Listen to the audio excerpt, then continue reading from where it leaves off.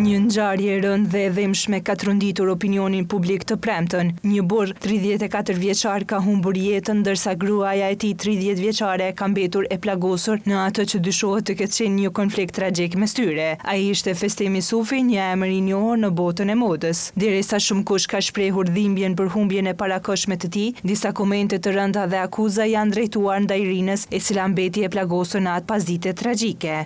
A jeni more normal? Çfarë populli i mbrapsht? Ky ishte reagimi i mikeshës së saj, Gresa Gashit, përmes një postimi në Instagram.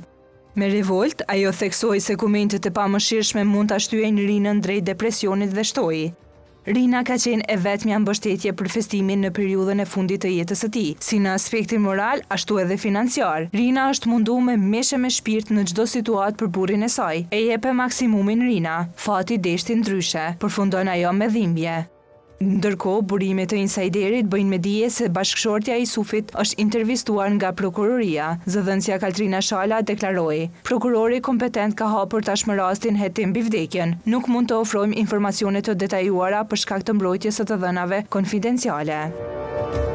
Pakur para ngjarjes tragjike, të dy ishin aktiv në rrjetet sociale. Ata kanë postuar një njoftim mbi të rejat në kompani, likuidim të madhit me zbritje deri në 70% përpara nisjes së sezonit. Një mik i afërt i Festimit tha se gjendja financiare kohëve të fundit nuk i kishte ecur mirë.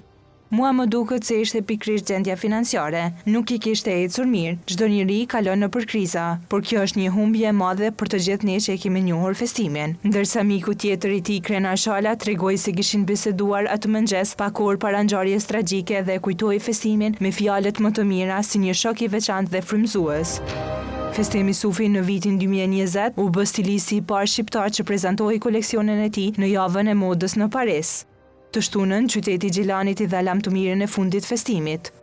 Në ceremoni mori pjesë edhe bashkëshortja e tij, Rina Maloko, e cila u pa me dorën e fashuar. Ky detaj ngjalli vëmendje të madhe, duke forcuar dyshimet për një përplasje fizike mes çiftit para tragjedisë.